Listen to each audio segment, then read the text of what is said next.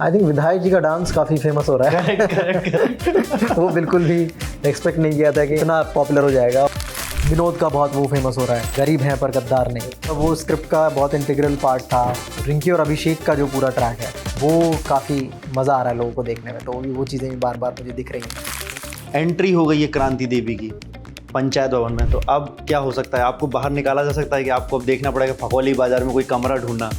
तो जिस तरह से पिछले सीजन्स को प्यार मिला है उसी लेवल का प्यार इस बार मिल रहा है, तो we feel grateful about it. कि मैं तो उस दिन का इंतजार कर रहा हूँ जिस दिन भूषण को पता चलेगा कि रिंकी और सचिव जी का कुछ चल रहा है। जब आप कोटा पढ़ने गए थे तो उस वक्त ऐसे सुसाइड की खबरें आती थी क्या? जब मैं कोटा में था तो इतना प्रेशर था बच्चों के ऊपर? प्रेशर था, बट उस टाइम पे थोड़ा कम था। उसके बाद मुझे लगा कि प्रेशर बहुत ज़्यादा क्रिएट हुआ। वन साइडेड लवर था जो कि बहुत इंटेंस है। वन साइडेड भी ऐसा नहीं कि स्लाइस ऑफ लाइफ है, मतलब वो कुछ बोल नहीं रहा है बट वो बहुत इंटेंस है। उसका कैरेक्टर बहुत कहानी में जो है पूरा ट्रैक उसका बहुत इंटेंस है। नहीं कुछ भी नहीं, मतलब जैसे एनएसडी में नहीं हुआ तो एक फीलिंग ये थी, बट मुझे हल्का सा मेरे दिमाग में था कि शायद मैं अंडर प्रिपेयर्ड गया था। प्यार से शुरुआत करते हैं। आपकी टी शर्ट पर प्यार लिखा हुआ है, असली प्यार आपको मिल गया? प्यार तो यार मतलब होते रहता है और आते जाते रहता है। कितने हो प्यार गए? चीज़ ही वैसी है, ट्रैवल करती हुई चीज़ है, तो ऐसा गिनना नहीं चाहिए वरना कम हो जाता है, तो जितना हो रहा है काफ़ी है। लोग पूछ रहे हैं कि रिंकी को आप आई लव यू कब बोलने वाले हैं, कब आपकी शादी होने वाली है? इस सीज़न में बोल दिया। इस सीज़न में आप देखोगे तो हाँ वो चीज़ें हो चुकी हैं और इजहार हो चुका है, उसके बाद की कहानी। पंचायत 1 की सफलता, 2 की, तीसरी, ये सफलता लगातार जब बढ़ रही है तो बहुत ज़्यादा खुशी बढ़ रही है कि साथ साथ आपको ये भी लग रहा है कि अब नेक्स्ट सीज़न में मुझे और भी ज़्यादा अच्छा करके दिखाना है? मतलब एक होता है ना प्रेशर बन जाता है फैंस का। वो तो हर बार ही रहता है, मतलब जब भी सीज़न आता है तो हर बार ही लगता है कि नहीं, मतलब अभी एक्सपेक्टेशन ज़्यादा हैं तो कंट्रोल रखनी है चीज़ें। जैसा पहले था कैरेक्टर्स और जैसे पहले जैसा सेटअप है उससे बहुत ज़्यादा अलग ना दिखे। और अलग ना दिखे तो ऐसा ना हो कि बहुत सेम हो जाए, कुछ नया होना चाहिए कहानी में, ठीक है। तो वो प्रेशर तो हमेशा रहता है कि सेम रखते हुए कैसे सरप्राइज़ करोगे, बट उस मामले में मैं मतलब तारीफ़ करना चाहूँगा जो डायरेक्टर हैं और जो राइटर हैं, वो बहुत उम्दा काम करते हैं हर बार। मतलब वो सिमिलर स्पेस रखते हुए हर बार ऐसे कुछ किस्से लेके आते हैं और हर कैरेक्टर को इतना इंटरेस्टिंग बनाते हैं कि वो हर बार कोई ना कोई अपने तरीके से सरप्राइज़ करता है। तो वो बहुत अच्छी बात है कि जो राइटर्स कंटिन्यू कर रहे हैं अभी तक, सीज़न 4 तक वो बात चल रही है, तो उससे काफ़ी हेल्प होती है एज एन एक्टर। सीज़न 4 का सबसे बेस्ट क्लिप कौन सा रहा, बेस्ट सीन जो पूरी सीरीज को एक तरह से कहा जाए ना गोल्डन मोमेंट टाइप बन गया?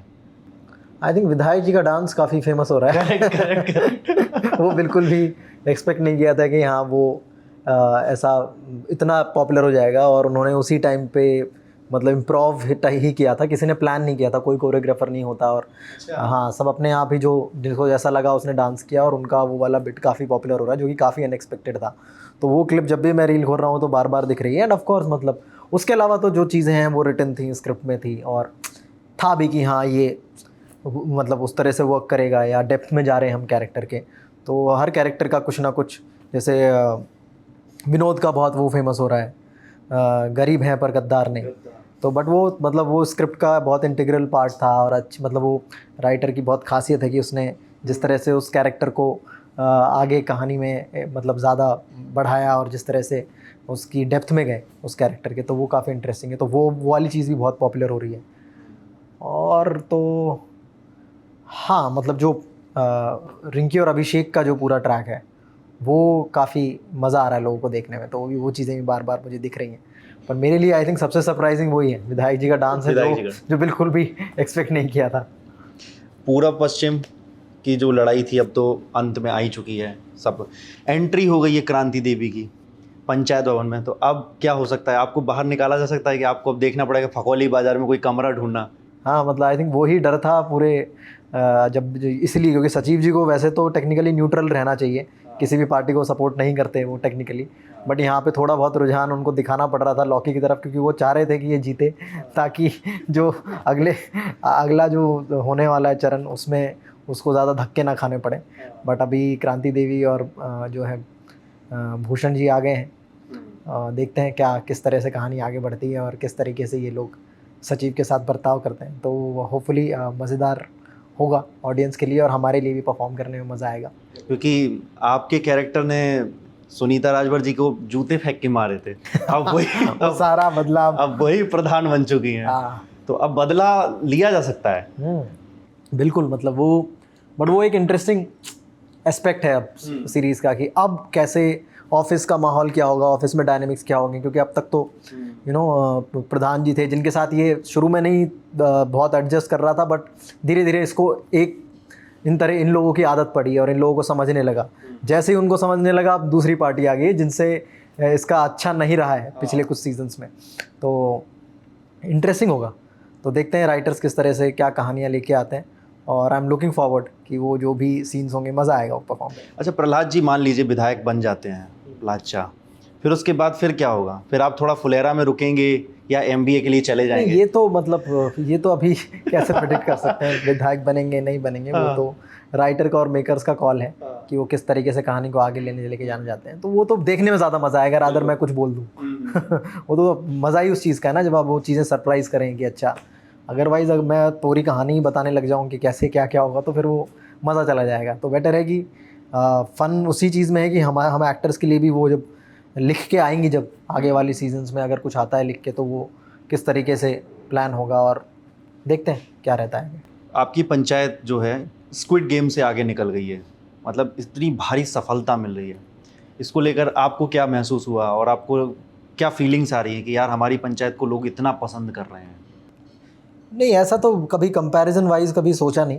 हमेशा बस वो लगता है कि हमारा जो सीजन्स हैं उस और उसके साथ जो एक्सपेक्टेशन है लोगों की, उसके साथ जो लगाव पूरे नेशन वाइड जो लोगों का लगाव हुआ है इस सीरीज़ के साथ, इस और जो हर सीज़न को जितना प्यार मिलता है, तो हम तो अपने ही एक्सपेक्टेशंस और अपने ही प्रेशर में दबे रहते हैं कि हाँ, मतलब हम जो अगला सीज़न लेके आएँ वो ठीक हो, वो ठीक से लैंड कर जाए, जिस तरह का फ़न, जिस तरह की इमोशंस हम कहने वाले हैं सीज़न में, वो ठीक से पड़ जाए। तो पिछले सीज़न का हमारे ऊपर ज़्यादा प्रेशर होता है रादर कि दूसरे किसी सीरीज़ से हम लोग कंपेयर करें, या वो तो बिल्कुल भी दिमाग में नहीं आता। बट अच्छा नंबर में लोगों का प्यार मिल रहा है इस शो को, और जिस तरह से पिछले सीजन्स को प्यार मिला है उसी लेवल का प्यार इस बार मिल रहा है, तो we feel grateful about it.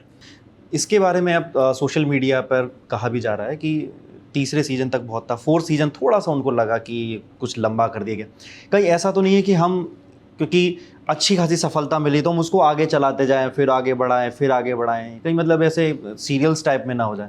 तो आपका एज अ व्यूअर कह रहा हूँ, आपका क्या मानना है कि स्टोरी को शॉर्ट रखा जाए या उसको आगे बढ़ाता जाए? हाँ, बट ये किसका पर्सपेक्टिव है? ये व्यूअर्स का पर्सपेक्टिव नहीं है। व्यूअर्स आप अगर कभी एक्स खोलेंगे तो लोगों का कहना ये है, जितने भी मुझे जिस लेवल पे प्यार मिल रहा है और जिस लेवल पे लोग बातें कर रहे हैं, छोटी छोटी चीज़ ऑब्जर्व कर रहे हैं, बहुत अलग मेरे को जो रिस्पॉन्स मिल रहा है वो बहुत अलग है।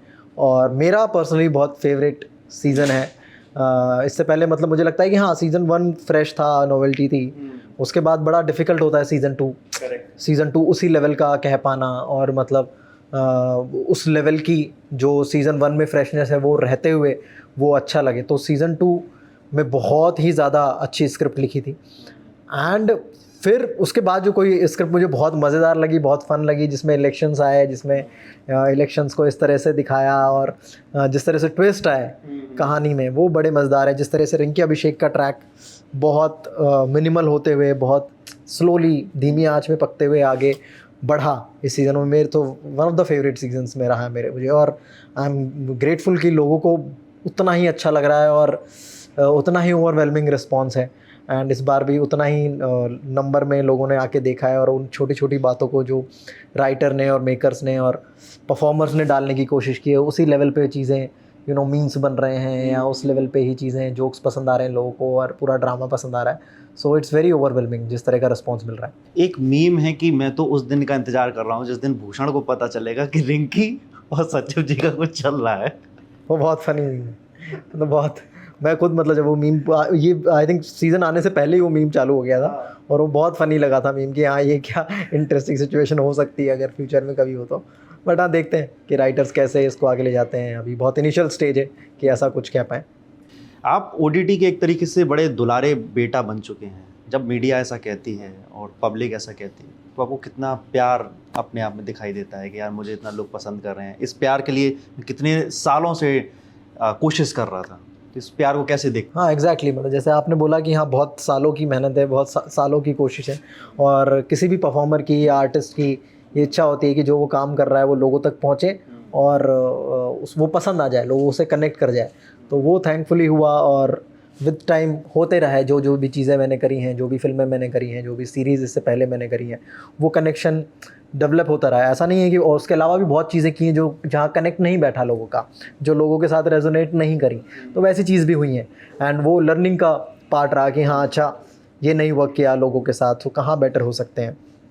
तो पूरी जर्नी है, और एक्टर को तो हमेशा अच्छा लगता है कि जब उसका कोई कैरेक्टर पॉपुलर हो जाए या उसको उसके कैरेक्टर के नाम से बुलाया जा रहा है कहीं, so it's very great feeling. वो आपके तो नाम से जुड़ जाता है। जितेंद्र को ऑलमोस्ट गांव में, शहरों में जीतू ही बुलाया जाता है। सो जो भी प्यार या जो भी टैग्स मुझे दे रहे हैं, जो अच्छे नामों के टैग्स मुझे मिल रहे हैं, तो आई रिस्पेक्ट दैट लव। मतलब वो जो उस प्यार की मैं बहुत इज्जत करता हूँ, और आई एम ग्रेटफुल कि एज एन एक्टर मैं ऐसी चीज़ें कर पाया जो लोगों के साथ रेजोनेट की, और उस पर वो इतना प्यार दे रहे हैं। आपके अब तक के सारे रोल्स में सबसे नज़दीक आप किसके हैं? जितेंद्र कुमार सबसे ज़्यादा किस रोल के नज़दीक है?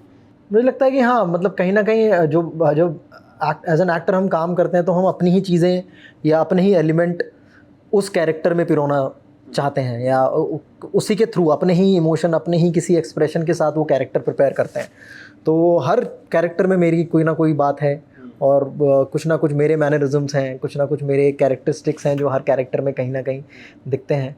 बट वैसे अगर मतलब क्योंकि सब में ही अपना सोल, अपनी अपनी चीज़ें जाती हैं, तो ये कहना बड़ा डिफ़िकल्ट हो जाता है। मतलब ये बहुत क्लीशे बात है, but it is very difficult to choose one character कि हाँ यार ये मेरे लिए बहुत पसंदीदा है। बट मुझे लगता है कि जितने भी कैरेक्टर्स पॉपुलर होते हैं, जो लोगों को बहुत पसंद आते हैं, वो कहीं ना कहीं मतलब लोगों के ही हो जाते हैं। वो ये बिल्कुल सही बात है, मतलब उस पर फिर हमारा सही नहीं रह जाता। वो लोग इतना ऑन कर लेते हैं उस चीज़ को कि वो कैरेक्टर्स लोग अपने आसपास ढूंढने लगते हैं। अगर ऑफिस में जा रहे हैं तो किसी को सचिव जी बुला दिया, या कोई दूसरा कैरेक्टर अगर पॉपुलर हो रहा है किसी को बनराकस बुला दिया, तो अपने ही लोगों के बीच में वो कैरेक्टर के नाम पॉपुलर हो जाते हैं, तो वो कहीं से भी हमारा नहीं रह जाता, वो हमेशा उनका हो जाता है। तो जो भी पॉपुलर चीज़ होती है, तो उसके साथ ये एक फैक्ट है कि इट्स नॉट आवर्स, वो इतना कनेक्ट कर जाता है लोगों को। तो जो चीज़ कई बार लोगों के साथ रेजोनेट नहीं करती, तो वो चीज़ें हम बहुत तुम्हारा हिस्सा बन जाती हैं। तो ऐसे पास्ट में बहुत सारी चीज़ें जो स्केचेस हुए हैं, जो मुझे बहुत लगा था कि यार ये वर्क करेगा, और वो नहीं किया, तो वो मेरे लिए बहुत स्पेशल हो जाते हैं, क्योंकि वहाँ से तुम सीखते हो, और वो तुम्हारे साथ ज़रूर रहते हैं। वो चीज़ें, वो कैरेक्टर्स तुम्हारे साथ ज़रूर रहते हैं कि यार वो ऐसे बेटर हो सकता था, या वैसे। तो जितनी भी चीज़ें जो कि लोगों को पता भी नहीं होगा कि ये वर्क नहीं की एज़ एक्सपेक्टेड, एज़ आई, मतलब जब लोग बना रहे थे, तो वो सारे कैरेक्टर्स मेरे क्लोज हैं। बाकी तो जो भी लोगों को पसंद आ रहा है, वो लोगों के हो चुके हैं। जैसे आपका जीतू भैया वाला कैरेक्टर था, आप ऑलमोस्ट जहाँ तक मैं सही हूँ, आप कोटा पढ़ने भी गए थे, आपको प्रतियोगी परीक्षाओं के बारे में जानकारी भी थी, तो आपने तो वो माहौल, मौसम देखा था। फिर आप वहाँ टीचर बनते हो, आप असल ज़िंदगी में भी आपने टीचिंग की, तो वो कैरेक्टर आपको नहीं लगता कि आपको बहुत बहुत करने में बहुत आसानी रही होगी कि यार ये तो चीज़ें और फिर आपने उसके अंदर और नेचुरल एक्टिंग भी अपनी डाली होगी? नहीं, बिल्कुल भी आसान नहीं था, क्योंकि ऐसा है नहीं। मतलब जो मैंने कोटा की लाइफ देखी है, और जिस कोटा, वो अभी कोटा उस तरह का एग्जिस्ट ही नहीं करता। हाँ, ये बात तो कोटा पूरा चेंज हो चुका है। जब मैंने स्क्रिप्ट पढ़ी तो मेरे लिए बहुत नई थी, एंड मैं जब राइटर से बात कर रहा था कि अरे नहीं ऐसा नहीं होता, उन्होंने बोला कि नहीं, ये अभी तुम जाके देखो, तो अभी कोटा बदल गया है। तो अभी की जो स्क्रिप्ट में है वो करंट चीज़ें डाली हैं। वो मैं मतलब जब मैंने कोटा किया तो ऑलरेडी मैं 10-12 साल हो गए थे कोटा से निकले, तो उन 10-12 साल एक बड़ा टाइम होता है। एक डेकेड बाद वो सारी चीज़ें चेंज हो जाती हैं। जिस तरीके से पहले माहौल था टीचर्स का, वो सब चेंज हो जाता है। तो मेरे लिए बिल्कुल अलग था। एंड एज जितने भी मैंने टीचर देखे हैं, पहले बहुत अलग माहौल हुआ करता था, बट अभी माहौल चेंज हुआ है। टीचर्स एज मेंटोर भी आते हैं। पहले टीचर से पढ़ा, क्योंकि इतनी ज़्यादा संख्या में वहाँ पे बच्चे जाते हैं, तो टीचर बहुत टीचर की तरह जाते हैं कि पढ़ाया, अच्छे से पढ़ाया, अपना काम अच्छे से किया, बच्चे को कोई प्रॉब्लम आ रही है एकेडमिकली तो वो समझाई और अपना काम किया और निकल गए। बट अभी वैसा सीन नहीं है। अभी they are counsellor also, they are mentor also. मतलब वो पढ़ाई के साथ साथ तुम्हारा पूरा ध्यान रखते हैं, तो वो एक रिस्पॉन्सिबिलिटी लेके जा रहे हैं टीचर्स। तो वो एक चेंज हुआ है। तो वो स्क्रिप्ट में देखने को मिलता है। जब मैंने पहली सीज़न 1 की स्क्रिप्ट पढ़ी तो वो एक नई चीज़ थी। मैंने कहा नहीं ऐसे नहीं होते टीचर्स, इतना घुस के बात नहीं करते या इतना सपोर्ट इस सिस्टम डेवलप नहीं करते, इतना दोस्त बन जाए, वो वैसे चीज़ें नहीं देखने को मिलती थी। बट उन्होंने बोला कि नहीं अभी चीज़ें चेंज हुई हैं, बिकॉज जिस तरह से प्रेशर बढ़ा है कोटा की पढ़ाई का या कोचिंग की, तो उसके हिसाब से उनको अपना एटीट्यूड चेंज करना पड़ा, अपना पूरा प्रोसेस जिस तरह से वो कोचिंग चलाते हैं, जिस तरह से पढ़ाते हैं, वो थोड़ा सा चेंज हुआ है। तो वो सारी चीज़ तो मेरे लिए बहुत नया था। एंड उसके लिए मैंने बहुत सारे जो एग्जिस्टिंग टीचर्स हैं जो पढ़ा रहे हैं उनके लेक्चर्स देखे, वो किस तरह से पढ़ाते हैं, और वो इनकॉर्पोरेट भी किया कि ये टीचर्स ऐसे दिख रहे हैं तो ये इंटरेस्टिंग लगेगा अगर अपन ये एलिमेंट डालें तो वो सारी बातें हुई थी सीज़न 1 में। तो सीज़न 1 में बहुत मेहनत करके वो कैरेक्टर तैयार किया था। फिर एक सीज़न जब तुम कर लेते हो तो तुम्हें मोटा मोटा चीज़ें पता होती हैं, then you read the script, फिर वो बेसिक रीडिंग रिहर्सल्स होती हैं, और फिर तुम्हारे लिए, क्योंकि तो एक आध एपिसोड तुम पुराना देख लेते हो just to get the connectivity, but मोटा मोटा जो मेहनत लगती है कैरेक्टर बनाने में, या कैरेक्टर किस तरीके से दिखेगा, किस तरीके से चलेगा, किस तरीके से सोचेगा, किस तरीके से बात करेगा, वो सीज़न 1 में हो चुका होता है मेहनत। उसके बाद तो जो नए सीज़न की स्क्रिप्ट आती है उसमें तुम्हें रीडिंग रिहर्सल्स करनी होती है। तो यस, पहला सीज़न डिफ़िकल्ट था, ऐसा नहीं है कि वो ऐसा केक वॉक था मेरे लिए कि हाँ नहीं। और जिस तरीके से शूट किया वो बड़ा इंटरेस्टिंगली शूट किया राघव, जो हमारे डायरेक्टर हैं सीज़न 1 और सीज़न 2 के। सीज़न 3 प्रतीश ने डायरेक्ट किया है, सीज़न 1 2 राघव ने डायरेक्ट किया है। तो जो मतलब पूरा स्टाइल ही बहुत अलग था, मतलब वो कट्स में नहीं था, ऑल्दो वो दिखेगा आपको कट्स में, बट उसको जो शूट करना था तो बहुत लंबे लंबे सीन्स होते थे, बहुत मतलब 1.5 पेज के मोनोलॉग्स होते थे जीतू भैया के। तो it is in a one go, तो वो अचीव कर पाना, और मतलब वो अलग टास्क हुआ करता था कि ऑफ कोर्स मतलब तुम इमोशन कुछ पकड़ में आ गया, बट जब वो एक फ्लो में कर रहे हो तो तुम्हें लगता है कि यार वो इमोशन ठीक से नहीं आया, then you go for another take. तो प्रोसेस भी बहुत अलग था। तो ओवरऑल बहुत मज़ेदार एक्सपीरियंस था कोटा। जब ब्लैक एंड वाइट में थी आपकी पूरी सीरीज, कपड़े बदलने की ज़्यादा जरूरत नहीं पड़ती होगी? ऐसा लगता है, बट हाँ, but it was very difficult decision in season 1। वो तो आज के टाइम हाँ नहीं, हाँ सीज़न 1 डिफिकल्ट था, क्योंकि सीज़न 1 के लिए ये कॉल डिफिकल्ट था। हाँ। क्योंकि सीज़न 1 में nobody was sure कि it has to be in black and white. Only director was sure. It was director's call कि भाई ये राघव का कॉल था कि ये black and white होना चाहिए, पर बाकी लोग उतने श्योर नहीं थे। तो सीज़न 1 जो है दोनों में शूट हुआ है, कलर में भी शूट हुआ है, ब्लैक एंड वाइट में शूट हुआ है, कि भाई इफ़ ब्लैक एंड वाइट नहीं वर्क करता है तो हम कलर पे जाएंगे, तो वहाँ पे वो कॉल नहीं ले सकते। तो it was very difficult call for Raghav कि ऐसा कपड़ा चूज़ करना है जो कलर में भी अच्छा लगे और ब्लैक एंड वाइट में भी अच्छा लगे। एंड ब्लैक एंड वाइट में जब तुम चूज़ करते हो तो इट्स डिफरेंट कॉल, मतलब क्योंकि ब्लैक एंड वाइट में तुम प्लेन कपड़े नहीं पहन सकते हो, it has to have some design, stripes. मान लीजिए आपने वाइट शर्ट पहनी है, ऊपर नीचे प्लेन नहीं पहन सकते, it will look very odd, it will go merge with the wall, might, तो फिर वो कैरेक्टर अच्छे नहीं दिखेंगे। तो it has to have some patterns, कुछ ना कुछ पैटर्न, कुछ ना कुछ डिज़ाइन होना बहुत ज़रूरी है कपड़ों में। बट वही डिज़ाइन अगर तुम कलर में देखोगे तो इट वोंट लुक कि ये इस फील के साथ जा रहा है। तो वो कॉल की क्या ऐसे कपड़े होंगे जो दोनों में चले जाएं, कलर में भी अच्छा लगे, ब्लैक एंड वाइट में। तो सीज़न 1 उसके लिए बहुत डिफिकल्ट था, अलग ही टास्क ले लिया। हाँ, तो अलग टास्क ले लिया था उसने कि दोनों चीज़ आगे शूट हो रहा है। हाँ। और हाँ, फिर जब लोगों ने जब सीज़न 1 उसने बना के जब ब्लैक एंड वाइट में भेजा, लोगों को कलर्स की ज़रूरत ही नहीं थी। लोगों को लगा it's very nice idea, very interesting. जब आप कोटा पढ़ने गए थे तो उस वक्त ऐसे सुसाइड की खबरें आती थी क्या? जब मैं कोटा में था तो इतना प्रेशर था बच्चों के ऊपर? प्रेशर था, बट उस टाइम पे थोड़ा कम था। उसके बाद मुझे लगा कि प्रेशर बहुत ज़्यादा क्रिएट हुआ। कभी ऐसा कोई किरदार रहा आपके जीवन में जिसको आप करने से हिचकिचा रहे थे, लेकिन बाद में जनता ने इतना प्यार दिया, आपने सोचा कि यार ऐसा तो कैसे हो गया? ऐसा हिचकिचाने वाला तो जैसा कुछ नहीं था, बट जो मेरी पहली फिल्म थी चमन भार, मैंने पहली फिल्म साइन की थी, नेटफ्लिक्स पे वो फिल्म है, उसका जो कैरेक्टर था और जो ओवरऑल फिल्म थी मुझे बहुत पसंद थी। बट मुझे लग रहा था कि ये थोड़ा सा क्योंकि उसमें एक छत्तीसगढ़ी एक्सेंट था, प्लस वो वन साइडेड लवर था जो कि बहुत इंटेंस है। वन साइडेड भी ऐसा नहीं कि स्लाइस ऑफ लाइफ है, मतलब वो कुछ बोल नहीं रहा है बट वो बहुत इंटेंस है। उसका कैरेक्टर बहुत कहानी में जो है पूरा ट्रैक उसका बहुत इंटेंस है, बहुत ज़्यादा इंटेंसिटी के साथ प्यार कर रहा है वो, और वो बिना कहे बताना है। और जब भी बोल रहा है तो उसका एक छत्तीसगढ़ी एक्सेंट आना चाहिए। तो उस टाइम पे मैं बहुत यंग था, मैंने ऐसी चीज़ें जो कि मैंने या तो एक्सेंट प्ले किए थे जिसमें एक्सेंट हो, या फिर बहुत इमोशनल वाली चीज़ें करी थी। दोनों चीज़ें मिक्स करके लिए मेरे लिए वो बहुत ऐसा लग रहा था कि पता नहीं ये ठीक तरीके से लैंड करेगा नहीं करेगा, पर जब वो हम लोग करने गए, शूट करने गए, तो वो बहुत स्मूथली निकला और लोगों का बहुत प्यार मिला उस कैरेक्टर को, बहुत पसंद आई लोगों को फिल्म। आज आप सरप्राइजिंग था मेरे लिए। आज आप एक स्थापित एक्टर हैं, लेकिन आपको एनएसडी में जगह नहीं मिली थी, तब उस वक्त क्या फीलिंग्स आई थी और अब क्या सोचते हैं आप कि यार मुझे भले ही जगह नहीं मिली लेकिन आज मैं एक्टिंग तो उस दर्जे की कर रहा हूँ जिसका मैं काबिल था?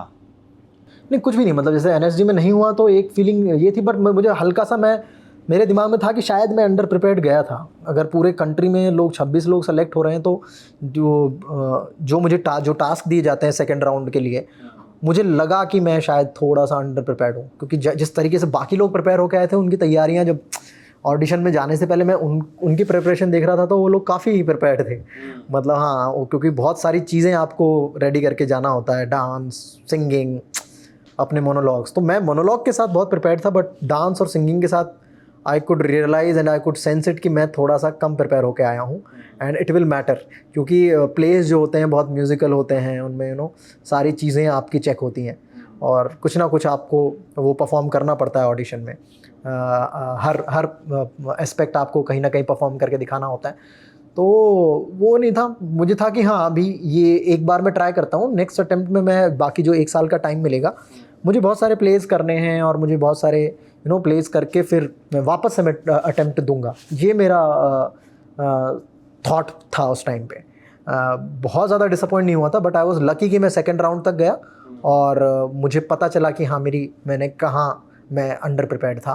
तो उस माइंड स्पेस से मैं वापस मुंबई आया और फिर यहाँ के आके मैंने TVF ज्वाइन किया और तब तक चीज़ें ग्रो कर गई थी। एंड थैंकफुली मैं अपने आप को लकी मानता हूँ कि हाँ, जो TVF में जिस तरह का कंटेंट बन रहा था वो लोगों से और मेरे थ्रू बहुत कनेक्ट कर गया, मेरे कैरेक्टर्स के थ्रू बहुत कनेक्ट कर गया। सो आई फील रियली लकी। यही मैं कहने जा रहा था कि आप अपने आप को कितना लकी मानते हैं। हाँ, बहुत लकी यार। मतलब क्योंकि मैं, आपने जो काम किया वो दर्शकों को बहुत पसंद आया। ऐसा नहीं है, मतलब इट्स लॉन्ग जर्नी और बहुत सारा काम किया हुआ है एंड बहुत सारी चीज़ें यू विल नेवर नो। आप बहुत जल्दी पॉपुलर हुए, मुझे लगता है ऐसा। आपने काम किया, अच्छी बात है, लेकिन कई लोगों को 20-20, 30-30 साल लग जाते हैं लोगों के दिल में जगह बनाने के लिए। आपका एक एक कैरेक्टर, आपकी एक एक शर्ट तक लोगों को याद है। अरे वाह, मतलब हाँ, इस मामले में तो काफ़ी लकी मानता हूँ मैं। और लकी भी ऐसा कि हाँ, मतलब मुंबई में मैं Day 1 आया और Day 1 में शूट कर रहा था यार। मतलब ये बहुत कम लोगों को ये मौका मिलता है कि पहले दिन ही जाते ही तुम, पहला दिन मुंबई का एज एन एक्टर बनने तुम आए हो और तुम पहला दिन ही कैमरा फेस कर रहे हो, पहले दिन ही एक्टिंग कर रहे हो। तो I am one of the luckiest actor. नहीं तो लोग तो दादर पे धक्के खाते हैं, पहले लोकल ट्रेन में चढ़ते हैं। हाँ, मतलब सबकी एक जर्नी होती है, पर मतलब जर्नी की शुरुआत एक है, उसके बाद भी आपको बहुत सारी चीज़ों से को फेस करना पड़ता है। आप करते हो, मतलब आपकी जर्नी एक आती है, उसको आप रोक नहीं सकते, एंड वो जर्नी आपको बनाती है। आपने जब रघुवीर यादव सर का नाम सुना कि आपके साथ वो काम करने वाले हैं, नीना गुप्ता का और बाकी के जो बड़े बड़े एक्टर्स हैं, तब मन में लगा कि यार ये एक स्थापित एक्टर है जिनके 40-40 साल से हम इनको देख रहे हैं, हमारी तो उम्र नहीं, इतना इनके पास अनुभव है। तो डर लगा था इनके सामने कैमरा फेस करना, उनके सामने डायलॉग डिलीवरी देना? डर जैसा कुछ नहीं, मतलब मैं चाह रहा था कि ये दोनों एक्टर्स हैं जिनका मैं हमेशा फ़ैन रहा हूँ, जिनके काम का। तो मेरा एम था कि हाँ, इनके साथ ऑफकोर्स जैसे ही जब वो सुना, क्योंकि उस टाइम पे I used to be TVF का पार्ट और वहीं पे चीज़ें हो रही थी और हम लोग एक्साइटेड थे कि इन लोगों के पास स्क्रिप्ट गई है पंचायत की एंड वो लोग पढ़ रहे हैं और उनका रिस्पांस आने वाला है। So we all were waiting कि इनका रिस्पांस आने वाला है, कि उनको पसंद आई कि नहीं आई। तो जैसे ही दोनों का आया कि उनको स्क्रिप्ट पसंद आई है और वो लोग इसका पार्ट होना चाहते हैं, तो काफ़ी खुशी थी। और मेरा एम था कि हाँ, मतलब इनसे बहुत सीखने को मिलेगा और मैं चाह रहा था कि हाँ, मतलब मैं एक्सपेक्ट कर रहा था कि इनसे दोस्ती होगी, तुरंत जल्दी दोस्ती होगी, एंड वैसा हुआ भी। और बहुत प्यार से उन्होंने रखा और जब भी हमने पंचायत के सीज़न पे जाके काम किया, बहुत एंजॉय किया मैंने। अच्छा, पहले मंजू देवी का किरदार सुनीता रजवार संभालने वाली थी, तो आपको ये पता चल गया था कि ये नहीं, ये तो मुझे आइडिया, बहुत सारे लोगों को स्क्रिप्ट, ये अभी मुझे पता चला जब हम लोग साथ में इंटरव्यू कर रहे थे प्रमोशंस के दौरान। ये लोग सब लोग बैठे हुए थे, नीना मैम, सुनीता मैम, तो ये लोग बातें कर रहे थे, तभी मुझे पता चला कि ऐसा कुछ हुआ है। तो वो तो स्क्रिप्ट है, वो तो सब कास्टिंग के थ्रू सबके पास जाती है। और जो भी जिसको भी मिल जाती है, जो भी वो अग्री कर जाता है तो उसको मिल जाती है। बट हाँ, ये मुझे किस्सा अभी पता चला, मुझे पहले से आइडिया नहीं था। अच्छा, रिंकी के साथ आपकी जोड़ी जो है बड़ी लोगों को पसंद आ रही, इस तरीके का ही रोमांस आपको पसंद है, या जो जैसे बॉलीवुड में कई सारी फिल्म्स हैं वैसा पसंद है? नहीं मतलब मेरा पर्सनल रोमांस और जो फिल्मों का रोमांस है बहुत अलग होता है। पर ये मुझे लगता है कि बहुत राइटर की इन्वेंशन है, ये राइटर की क्रिएशन है। जैसा वो रोमांटिक ट्रैक इस कहानी में लेके आए हैं और जिस स्पीड से लेके आए हैं वो उनका पेस है, उनका कहानी बनाने का पेस है कि उनको इस कहानी में ये पेस बड़ा पसंद आ रहा था। उनको लगा कि इसमें मज़ा आएगा कि कम दिखाएं, मिनिमल रखें और फिर भी वो मोमेंट्स ऐसे हों कि लोगों को मज़ा आए देख के, और वो स्लो कुकिंग हो रोमांस की। तो वो बहुत, आई थिंक, राइटर का टेस्ट है when he wants to create a romance on screen. तो इसमें हाँ, मतलब आई डोंट थिंक कि मेरा कुछ पर्सनल इनपुट है या मेरी कुछ पर्सनल क्रिएशन है। It's all writers and makers call. अच्छा, ऑफ स्क्रीन आपकी सबसे ज़्यादा बॉन्डिंग किसके है? कौन सबसे ज़्यादा मज़ा किया है पूरे सेट पे? क्योंकि आप लोग तो एक गांव में चले जाते हो, फिर आपको मुंबई तो की तरह तो है नहीं कि सुबह शूट पे गए रात को घर आ गए, वहाँ फिर आप लोग रहते कैसे हो? क्या हंसी मजाक होते हैं आप लोगों के?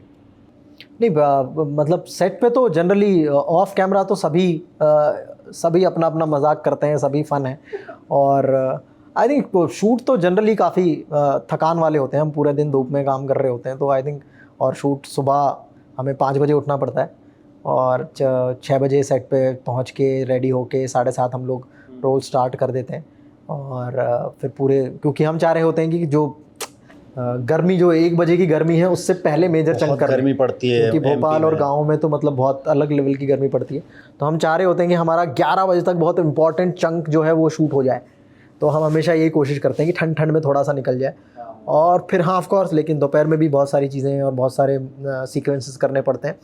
तो छुट्टी तक तो सब लोग अपना जाके अपने अपने रूम्स में जाके मोस्टली सो जाते हैं। ऑफ कोर्स ब्रेक डेज आते हैं तो थोड़ा बहुत क्योंकि बहुत सब लोग अलग अलग, सबकी अलग अलग किस्म की बॉन्डिंग है सबके साथ। तो ऑफ कोर्स ब्रेक डेज पे सब अपने अपने हिसाब से चिल करते हैं। बट ऑन सेट सब मजाके हैं, सबकी अच्छी अच्छी कहानियाँ हैं, सब अच्छा अपना अपना मजाक करते हैं। मुझे तो सब फनी लगते हैं ऑफ सेट, सब मतलब अच्छे जोक्स मारते हैं, सबके पास अच्छे अच्छे एक्सपीरियंस और कहानियाँ हैं जो मज़ा आता है सुन के उनकी बातें। अच्छा, कुछ गेम है, हाँ, कुछ क्वेश्चंस हैं। फुलेरा में अगर कोई खेल खेला जाए तो कौन सा हो, और आप खेलेंगे या नहीं, और किसकी टीम में रहेंगे? खो खो में बहुत मज़ा आएगा। मुझे लगता है कि खो खो खेल गाँव में बहुत खेला जाता है और बहुत टाइम हो गया खेले हुए, तो वो खेलने में बहुत मज़ा आएगा। बट अभी हमने रिसेंटली पिकल बॉल का एक शूट किया है, तो वो भी इंटरेस्टिंग होगा। वो भी एक पैरेलल यूनिवर्स है कि यहाँ कैसे पंचायत की जो कास्ट है वो पिकल बॉल खेलेगी। सवाल है कि फुलेरा में अब क्रांति देवी और भूषण आपको पंचायत भवन से निकाल तो नहीं देंगे? मतलब डिपेंड करता है, देखो किस तरीके से वो बिहेव करते हैं। पंचायत में अगर प्रहलाद चा किसी के साथ नूरा कुश्ती कर रहे हैं, धक्का मुक्की कर रहे हैं, तो किसके साथ देखना चाहोगे? कोई है उनके लेवल का? उनके लेवल का एक्चुअली कोई नहीं है। अगर उनसे कोई भिड़ गया, उनके कैरेक्टर से कोई भिड़ गया, तो जो अपना कैरेक्टर है प्रधान जी का, प्रहलाद चा का, वो किसी को बख्शेगा नहीं, उनसे पंगा नहीं। तो उनसे मैं कंपेयर ही नहीं कर सकता कि कोई भिड़ेगा और बच जाएगा, उसकी खैर नहीं होगी अगर प्रहलाद चा से भिड़ गया तो। गांव में 2 भंडारे हो रहे हैं, एक तरफ मंजू देवी, एक तरफ क्रांति देवी, आप किसके भंडारे में जाएंगे? अच्छा क्वेश्चन है। मुझे लगता है कि हाँ, मैं क्रांति देवी के भंडारे पे चला जाऊंगा, क्योंकि अब वो इलेक्शन जीत चुकी है। पार्टी बदल ली, इस जगह वो मीम जोड़ा जाएगा। हाँ, क्योंकि अभिषेक को अपनी लव स्टोरी आगे बढ़ानी है, तो रुकना बहुत ज़रूरी है गांव में, तो उसके लिए पार्टी बदला, उसको शाम दाम दंड भेद करना पड़े तो करेगा। किसी दिन रात को अगर फुलेरा में कोई कार्यक्रम हो, बढ़िया संगीत रंगारंग कार्यक्रम, तो किस भोजपुरी एक्टर को आना चाहिए? रवि किशन सर बहुत मज़ेदार हो सकता है। मनोज तिवारी भी, मनोज तिवारी सर ने तो हाँ गाना भी गाया, तो हिंदी के सितारा हो गया। किसी क्रिकेटर को बुलाना हो तो किसको? थला, MS धोनी सर आएंगे तो बहुत इंटरेस्टिंग होगा। और लास्ट में मैं आपसे वोटिंग करवाऊंगा। देखो, अच्छा ये देखो सीक्वेंस, ये प्रहलाद चा की खाट, ये आपके वनराकस जी, ये आपकी हो, और ये आपकी चाय। हाँ। अभी आप वोटिंग बताइए, आप इसमें से क्या चुनेंगे, क्योंकि आपने वहाँ तो वोट दिया नहीं है। मैं आँख बंद कर रहा हूँ, तुम फेरबदल कर दो, जिस पे हाथ जाएगा उस पे वोट जाएगा। कर दिया फेरबदल? हाँ, लॉकी, ऑल टाइम फेवरेट लॉकी। बहुत बहुत धन्यवाद जीतू भाई आपसे मिलके और सारे सवालों के जवाब देने के लिए। आपका जो पंचायत है बड़ा खूबसूरत है। ये एक तरीके से ऐसे हो गए जैसे हम बचपन में शक्तिमान दिखते थे, मज़ा आता था, हम उसके लिए वेट करते थे कि यार ये सीरियल आए, कब आएगा, कब देखेंगे। वैसे अब पंचायत के लिए हम लोग वेट करते हैं कि चलो पंचायत आ गया, पहले इसको पहले निपटाते, बाकी सारे काम देखेंगे। बहुत बहुत धन्यवाद। Thank you so much, thank you.